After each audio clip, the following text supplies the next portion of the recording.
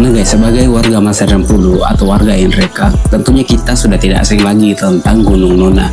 Gunung yang kemudian menjadi landmark Kabupaten Nreka itu yang karena bentuknya yang unik, ya menyerupai sesuatu.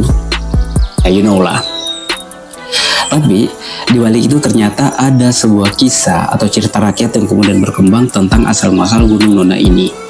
Kisah ini diriwayatkan oleh Muhammad Kaslipatu. Butu Kabobong. Butu Kabobong atau Gunung Nona adalah gunung yang terletak di Kecamatan Anggeraja yang memiliki bentuk unik dan eksotis.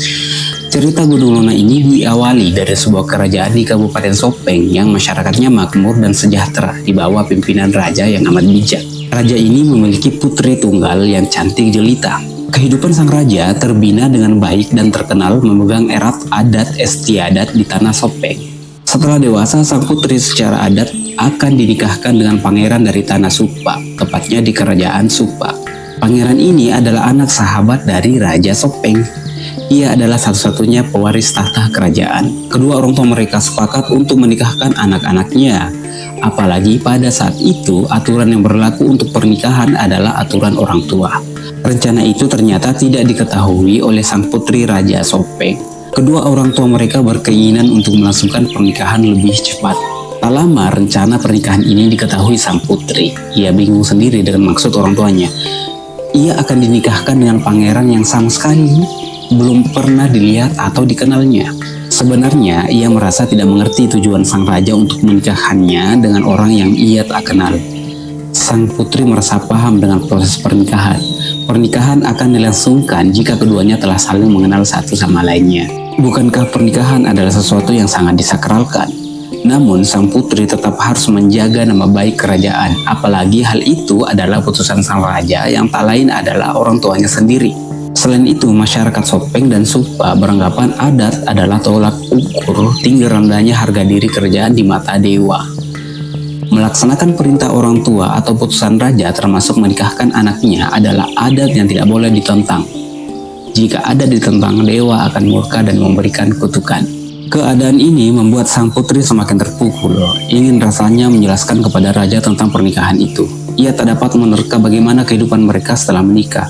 Seharusnya sang raja memikirkan perasaan putrinya. Belum lagi sang putri merasa belum memiliki pengalaman yang cukup untuk berumah tangga. Proses pernikahan itu tidak lama lagi akan dilangsungkan. Sementara sang putri yang terkenal cantik, cerdas, dan bijak hanya merenung di kamarnya.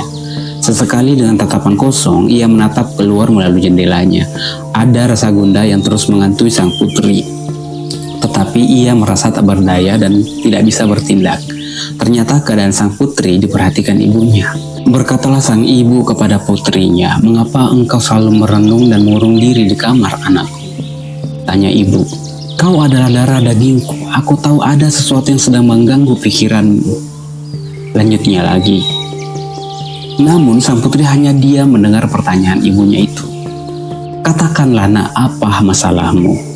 Sang anak kemudian berkata, "Mengapa saya harus dinikahkan dengan orang yang tidak saya kenal, apalagi pilihan ayah dan ibu?" Jawab sang putri, "Bukankah yang akan menjalani hidup adalah saya, bukan ayah atau ibu?" Jawaban sang putri ini kemudian membuat ibunya kaget.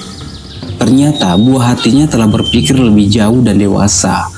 Pernyataan anaknya memang benar dalam hal itu. Tidak pernah ia bicarakan dengan suaminya sebelumnya.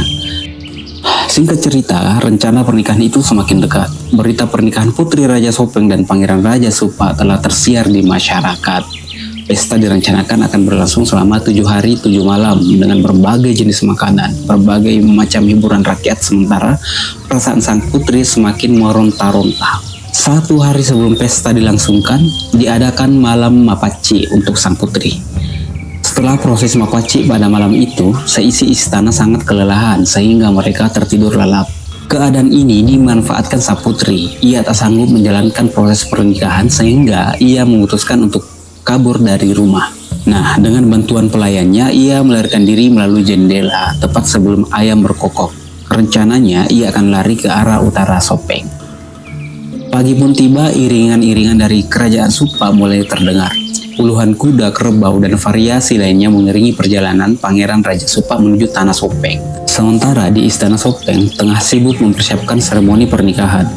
Ada yang mengurus perlengkapan, ada yang mengurus makanan, ada yang mengurus busana sang putri, dan lain-lain. Ibunya pun mulai mengetuk pintu kamar sang putri, namun tak ada jawaban sama sekali. Ibu memanggil pelayan istana untuk membuka pintu kamar sang putri. Setelah terbuka, ibunya kecewa, sosok putrinya telah menghilang. Berita perginya sang putri meninggalkan istana telah tersebar kemana-mana. Raja Sopeng merasa malu dan harga dirinya terinjak-injak. Apalagi penyebabnya adalah darah dagingnya sendiri. Ia berjanji tidak akan memaafkan anaknya, bahkan akan membunuhnya karena dianggap telah mencoreng nama kerajaan. Sang raja akhirnya memanggil semua tokoh, dukun, dan prajurit kerajaan. Mereka ditugaskan untuk mencari sang putri melalui 4 penjuru mata angin. Prajurit mencari dari arah utara menemukan sang putri, tetapi sang putri tidak sendirian. Ia bersama seorang lelaki dari Masen Rempulu yang bernama Tandu Matarana Enrekang, lelaki Barakana Puang.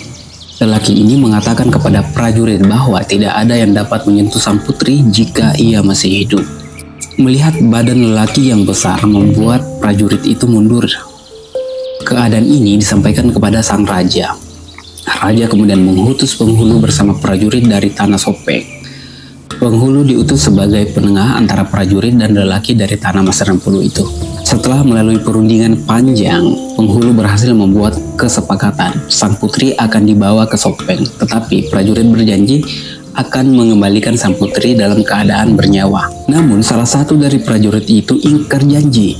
Ia menebas badan putri dari belakang saat penghulu dan Tandu Matarana berunding sekejap. Sementara badan sang putri yang telah terbelah dua terbagi dua, bagian pusar hingga kepala jatuh dan terbawa arus sungai Mata Alo.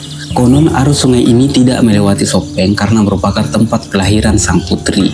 Sedangkan bagian bawah pusar dalam keadaan terlentang tetap di daerah tersebut. Bagian bawah inilah yang kemudian berubah menjadi Gunung Nona di Anggeraja.